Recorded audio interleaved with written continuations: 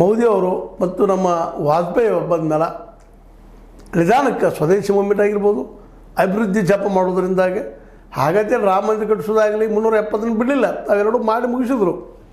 ಇನ್ನು ಮಾಡಿ ಮುಗಿಸ್ಲಿಕ್ಕೆ ಮತ್ತೆ ಇನ್ನುಳಿದ ಗುಡಿಗಳು ಹಿಡಿಬೇಕು, ಆದರೆ ಜನ ಒಪ್ತಾ ಇಲ್ಲ ಅದಕ್ಕೆ. ಇವತ್ತು ಕಾಶಿ ವಿಶ್ವೇಶ್ವರ ಗುಡಿ ಆಗಿರ್ಬೋದು, ವಿಶ್ವನಾಥ ಟೆಂಪಲ್ ಆಗಿರ್ಬೋದು, ಅಥವಾ ನಮ್ಮ ಕೃಷ್ಣ ದೇವಾಲಯ ಆಗಿರ್ಬೋದು, ಇವು ನಿಧಾನಕ್ಕೆ ಜನ ಅವೆಲ್ಲ ಬೇಡಪ್ಪ ನಾವು ಶಾಂತಿಯಿಂದ ಇರೋಣ ಅನ್ನೋಂಥ ವಿಚಾರಕ್ಕೆ ಬರ್ತಾ ಇದ್ದಾರೆ. ಹೀಗಾಗಿ ಎಷ್ಟೋ ಬೇಕಾದಷ್ಟು ವಿಷಯಗಳನ್ನು ಇವತ್ತು BJP ಸಹಿತ ಅಥವಾ BJP RSS ತನ್ನ ಬದಲಾವಣೆ ಮಾಡ್ತಾ ಇದೆ. ಇವತ್ತು ಸ್ವತಃ ಮೋಹನ್ ಭಾಗವತರು ಮೀಸಲಾತಿನ ಒಪ್ಕೊಳ್ತೀವಿ ನಾವು, ಅದು ವಿರೋಧ ಮಾಡಿಲ್ಲ ಅನ್ನೋ ಮಾತು ಮಾತಾಡ್ತಾ ಇದ್ದಾರೆ. ವಿರೋಧ ಮಾಡಿದ್ದು ಸುಳ್ಳಲ್ಲ, ಅವರು ಇವತ್ತು ಅಂತ ಇದ್ದಾರೆ ನಾವು ಮಾಡಿಲ್ಲ ಅಂತೇಳಿ, ಸಂವಿಧಾನ ವಿರೋಧ ಮಾಡಿಲ್ಲ ಅಂತ ಹೇಳ್ತಾ ಇದ್ದಾರೆ. ಇದರರ್ಥ ಏನಪ್ಪ ಅಂದ್ರೆ ಅವ್ರಿಗೂ ಗೊತ್ತಾಗ್ಯದ ಇದು ಬದಲಾಗಲಾರದು ಅಂತ. ಎಲ್ಲ ದಿಶೆಯಲ್ಲೇ ಈ ಪಥಸಂಚಲನೆ ಮಾಡಿದ್ರೆ BJP ಹೆಚ್ಚು ಮರಳಾಗ್ಬೋದು ಹುಡುಗರು, ಅಥವಾ RSS ಹೆಚ್ಚು ಮರಳಾಗ್ಬೋದು ಜನ ಯುವಕರು ಅನ್ನುವಂಥ ಭಾವನೆ ನಮ್ಮಲ್ಲಿ ಇಲ್ಲಂತೂ ಅಲ್ಲ, ಸತ್ಯನೂ ಅದ.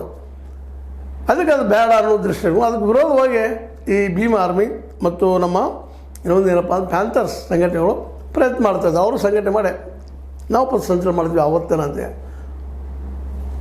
ಆವತ್ತರ ಮಾಡಲಿ ಎಲ್ಲರೂ. ಆದರೆ ತಮ್ಮ ಒಂದು ಶಾಂತಿನ ಕೈಕೊಂಡು ಎಲ್ಲರೂ ಹೌದು ನಾವು ಸಹೋದರರು ಒಂದು ದೇಶ ಹುಟ್ಟಿದವರು, ಫಸ್ಟ್ ಐಡಿಯಾಲಜಿ ಬೇರೆ ಬೇರೆ ಇರ್ಬೋದು, ಅವ್ರದ್ದು ಐಡಿಯಾಲಜಿ ಬೇರೆ ಇರ್ಬೋದು, ನಮ್ಮದು ಬೇರೆ ಇರ್ಬೋದು. ಬಟ್ ಇಂದಿನ ನಾವು ಕನ್ವಿನ್ಸ್ ಮಾಡ್ತೀವಿ ಅವ್ರಿಗೆ, ಯಾಕಂದ್ರೆ ನಾವೆಲ್ಲ ಕೂಡಿ ಬದುಕಿದಾಗ ಈ ದೇಶ ಕಟ್ಟಲಿಕ್ಕೆ ಸಾಧ್ಯತೆ ಅನ್ನೋಂಥದ್ದು ಪ್ರತಿಯೊಬ್ಬ ಸಂಘಟನೆ ಮಾಡುವಂಥ ವ್ಯಕ್ತಿ ತಿಳ್ಕೊಂಡಿರ್ಬೇಕು. ಜೊತೆಗೆ ಅಲ್ಲಿ ದುಡಿಯುವಂಥ ಮಕ್ಕಳಿಗೆ ಸಹಿತ ವಿದ್ಯಾರ್ಥಿಗಳು ಸಹಿತ ಕಲಿಸುವಂಥ ಪ್ರಯತ್ನ ಮಾಡಬೇಕು. ಅಂದಾಗ ಇವೇನು ಪಥಸಂಚಲನೆ ಮಾಡೋ ಸಹಿತ ಯಾವುದೂ ಪ್ರಭಾವ ಆಗುವುದಿಲ್ಲ. ಬಟ್ ಇಲ್ಲಿ ಏನಾಗಲಿಕ್ಕತ್ತದಪ್ಪ ಅಂದ್ರೆ RSS ಪಥಸಂಚಲನೆ